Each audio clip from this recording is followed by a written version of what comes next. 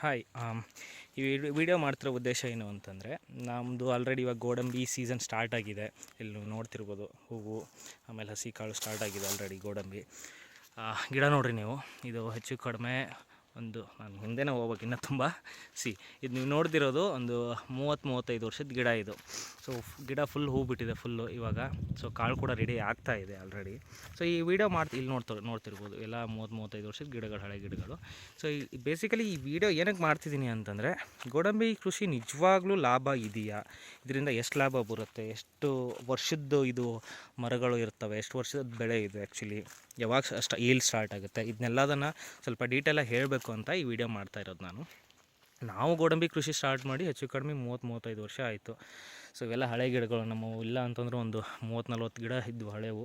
ಇವಾಗೆಲ್ಲ ಒಣಗೋಗಿದ್ದಾವೆ, ಬಿಕಾಸ್ ವಯಸ್ಸಾಯ್ತು. ಹೌದು, ವಯಸ್ಸಾಗಿ ಇಲ್ಲೆಲ್ಲ ಈ ಕಡೆ ಎಲ್ಲ ಗಿಡಗಳಿದ್ವು. ಸೊ ಇಲ್ಲೆಲ್ಲ ಒಣಗೋಗಿದ್ದಾವೆ, ನೋಡ್ತಿರ್ಬೋದು ನೀವು.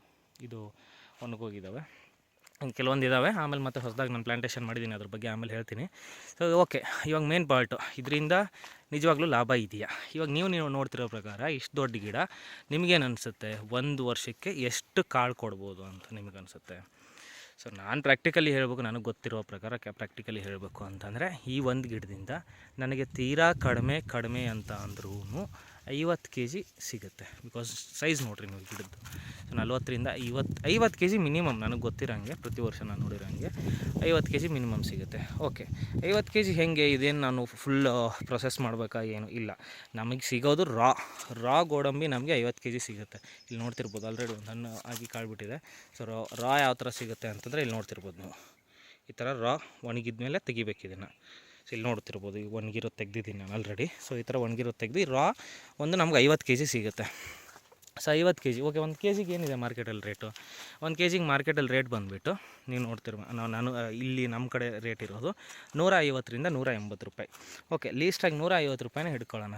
150 ರೂಪಾಯಿ ಅಂತ ಹಿಡ್ಕೊಂಡ್ರೆ, ಸೊ ಕ್ವಿಂಟಲ್ಗೆ 15,000 ರೂಪಾಯಿ ಆಯಿತು. ಸೊ ಒಂದು ಗಿಡ ಇದೆ 50 kg ಕೊಡುತ್ತೆ ಅಂತಂದರೆ, ಸೊ ಒಂದು ಕ್ವಿಂಟಲ್ದು ಈ ಒಂದು ಗಿಡದ್ದು ನಮಗೆ 7,500 ರೂಪಾಯಿ ಆಯಿತು. ಇದ್ರ ಕೆನಪಿ ನೀವು ನೋಡಬೇಕು ಅಂದರೆ ಆ್ಯಕ್ಚುಲಿ ಇದು ತುಂಬ ದೊಡ್ಡದಿದೆ ಗಿಡ. ಒಳಗಡೆ ಬಂದರೆ ಗೊತ್ತಾಗುತ್ತೆ ನಿಮಗೆ. ನೋಡಿರಿ, ಈ ಸೈಜ್ ಗಿಡ ಇದು, ಗೋಡಂಬಿ ಗಿಡ, 35 ವರ್ಷದ ಗಿಡ ಇದು, ದೊಡ್ಡ ಗಿಡ ಫುಲ್ಲು. ಕೆನಪಿನ ಅಂತ ನೋಡೋಕ್ಕೆ ಹೋದರೆ ಹೆಚ್ಚು ಕಡಿಮೆ ಈ ಕಡೆ ಒಂದು 25 ಫೀಟು, ಒಂದು 25 ಫೀಟ್ ಕೆನಪಿ ಇದೆ ಆಲ್ರೆಡಿ. ನೀವು ನೋಡ್ತಿರ್ಬೋದು, ಇದು 2 ಗಿಡ ಇದೆ ಇಲ್ಲಿ. ಸೊ ಎಲ್ಲ 25 ಫೀಟ್ ಮೇಲ್ಗಡೆ ಕೆನಫಿ ಇದ್ದಾವೆ. ಸೊ ಇಷ್ಟು ಕೆನಫಿ ತೊಗೊಂಡು ನಮಗೆ ಒಂದು ವರ್ಷದಲ್ಲಿ ಎಷ್ಟು ಲಾಭ ಕೊಡುತ್ತೆ ಅಂತಂದರೆ, ಮಿನಿಮಮ್ 7,500 ರೂಪಾಯಿ. ಕಡಿಮೆ ಅಂದರೆ 7,500 ರೂಪಾಯಿ. ಬಟ್ ನಾವು ಎಕ್ಸ್ಪೀರಿಯೆನ್ಸ್ ಮಾಡಿರೋಂಗೆ ಒಂದು ಗಿಡದಿಂದ ನಮ್ಗೆ 10,000 ರೂಪಾಯಿ ಈಸಿಯಾಗಿ ಬಂದಿದೆ ಪ್ರತಿ ವರ್ಷ. ನಾನು ನಿಮಗೆ ಕಡಿಮೆ ಹೇಳ್ತಾ ಇದ್ದೀನಿ. ಸೊ ಗೋಡಂಬಿ ಕೃಷಿ ಸ್ಟಾರ್ಟ್ ಮಾಡೋದು ಏನು ತೊಂದರೆ ಇಲ್ಲ ಅನ್ನಂಗಾಯ್ತು. ಬಟ್ ಇದು ಯಾವಾಗಿಂದ ಸ್ಟಾರ್ಟ್ ಆಗುತ್ತೆ ಈಲ್ಡು? ಇಷ್ಟು ದೊಡ್ಡ ಗಿಡನೇ ಆಗ್ಬೇಕಾ, ಏನಾಗಬೇಕು ಅಂತ ಹೇಳೋಕ್ಕೆ ಬಂದರೆ, ಆ್ಯಕ್ಚುಲಿ ನಮ್ಮ ಆ ಕಡೆ ಸೈಡು ಸಣ್ಣ ಗಿಡನೂ ಇದ್ದಾವೆ. ಒಂದು 10 ವರ್ಷದ ಗಿಡಗಳು ಇದ್ದಾವೆ. ಆ 10 ವರ್ಷದ ಗಿಡಗಳಿಂದ ಎಷ್ಟು ಬರುತ್ತೆ ನಮ್ಗೆ ಈಲ್ಡು ಅಂತಂದರೆ, ಒಂದು ಗಿಡದಿಂದ 25 kg ಬರುತ್ತೆ. ಈಸಿಯಾಗಿ 25ರಿಂದ 30 kg ಬರುತ್ತೆ. ಯಾಕಂತಂದರೆ ನಿಜವಾಗ್ಲೂ ಹೇಳಬೇಕು ಅಂತಂದರೆ, ಜಾಸ್ತಿ ಈಲ್ಡ್ ಕೊಡೋ ಟೈಮ್ ಏನು ಅಂತಂದರೆ 8 ವರ್ಷದಿಂದ 15-20 ವರ್ಷದ ತನಕ ಏನು ಈಲ್ಡ್ ಕೊಡ್ತಾವಲ್ಲ ಗಿಡಗಳು, ಅದೇ ಮ್ಯಾಕ್ಸಿಮಮ್. ಆ ಟೈಮಲ್ಲೇ ಜಾಸ್ತಿ ಈಲ್ಡ್ ಕೊಡುತ್ತೆ. ಸೊ ಆ ಟೈಮಲ್ಲಿ ಚೆನ್ನಾಗಿ ಈಲ್ಡ್ ಬರೋ ಕಾರಣಕ್ಕೆ ಅಲ್ಲಿ ನಮಗೆ ಸ್ವಲ್ಪ ಲಾಭ ಜಾಸ್ತಿ. ಸೊ ನಮಗೆ ಫಸ್ಟು ನನ್ನ ಹಳೆ ವಿಡಿಯೋಗಳು ನೀವು ನೋಡ್ಬೋದು. ನಂದು ಆಲ್ರೆಡಿ ನಾವು ಮತ್ತೆ ಒಂದು ಅರ್ಧ ಎಕರೆ ಗೋಡಂಬಿ ಪ್ಲಾಂಟೇಷನ್ ಮಾಡಿದ್ದೀವಿ.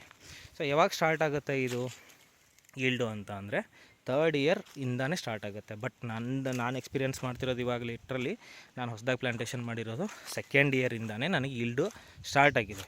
ಬಟ್ ಎಷ್ಟು ಬರ್ಬೋದು, ಒಂದು ಗಿಡದಿಂದ 1 kgನೋ 2 kgನೋ ಆ ಥರ ಬರುತ್ತೆ. ಸೊ ನಮಗೆ ಅಟ್ಲೀಸ್ಟ್ ಒಂದು ಗಿಡದಿಂದ 1,000 ರೂಪೀಸ್ ಎಕ್ಸ್ಪೆಕ್ಟ್ ಮಾಡೋ ರೇಂಜಿಗೆ ಯಾವಾಗ ಸ್ಟಾರ್ಟ್ ಆಗುತ್ತಪ್ಪ? 4th ಇಯರ್ ಅಥವಾ 5th ಇಯರ್. ನೀವು ಒಂದು ಗಿಡದಿಂದ 1,000 ರೂಪಾಯಿ ಎಕ್ಸ್ಪೆಕ್ಟ್ ಮಾಡೋ ರೇಂಜಿಗೆ ಈಸಿ ಸ್ಟಾರ್ಟ್ ಆಗುತ್ತೆ. ಬಿಕಾಸ್ 5th ಇಯರ್ ಅನ್ನೋ ಅಷ್ಟೊತ್ತಿಗೆ ನಮಗೆ ಹೆಚ್ಚು ಕಡಿಮೆ ಒಂದು ಗಿಡದಿಂದ 10 kg ಈಸಿಯಾಗಿ ಬಂದುಬಿಡುತ್ತೆ.